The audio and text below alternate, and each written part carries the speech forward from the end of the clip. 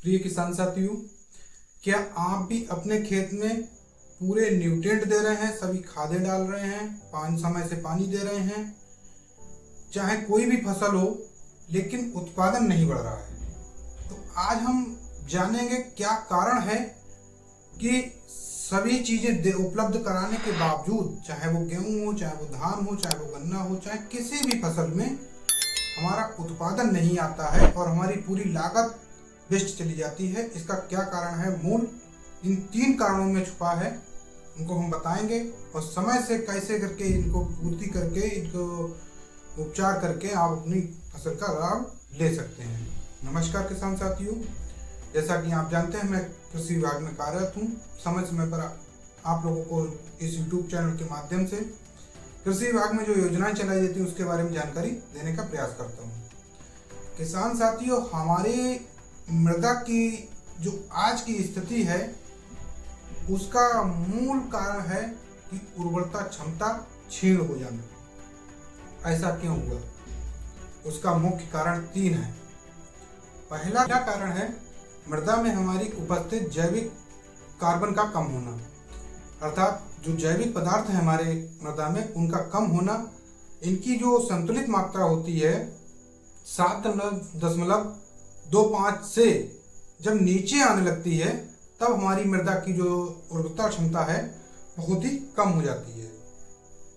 जब तक 7.25 से लेकर के 20% तक रहती है तब हमारी मृदा कार्बनिक मृदा में भरपूर मात्रा में कार्बन रहता है, जिस कारण से हमारे चाहे सूक्ष्म जीव हों उसमें उपस्थित वो कार्य करते हैं और मृदा की संरचना बनी रहती है और उसमें जो फर्टिलिटी है वो बनी रहती है, वो भुरभुरी मृदा रहती है।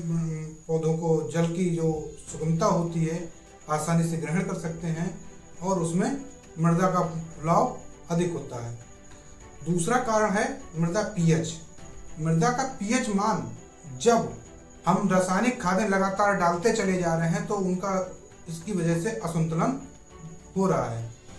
जैसे कि मृदा का सही संतुलित, जो किसी भी फसल के लिए संतुलित जो पीएच होता है वो 6.5 से 7 जो पीएच होता है वो माना जाता है।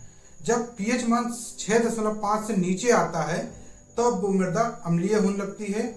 जैसे कि आप कहीं पानी भरा हुआ जहाँ अधिकतर रहता है वहाँ भी, और जहाँ अम्लीय हम न्यूट्रिएंट अधिकतर यूज करते रहते हैं वहाँ भी अम्लीय होती है।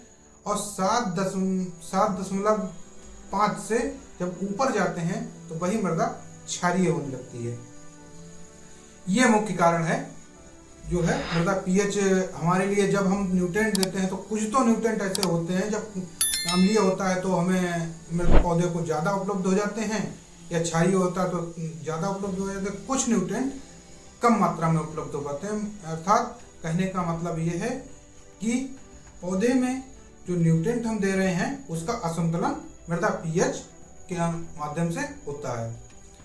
तीसरा जो कारण है वो कारण है आपका मृदा का क्षरण होना, अर्थात मृदा जो हमारी मृदा उर्वरता है, किसी भी पदार्थ या न्यूट्रिएंट जो हम देते हैं अपनी फसल को, तो उसके जो न्यूट्रिएंट वैल्यू है, उर्वरता क्षमता है हमारी मृदा की, वो ऊपरी परत में रहती है।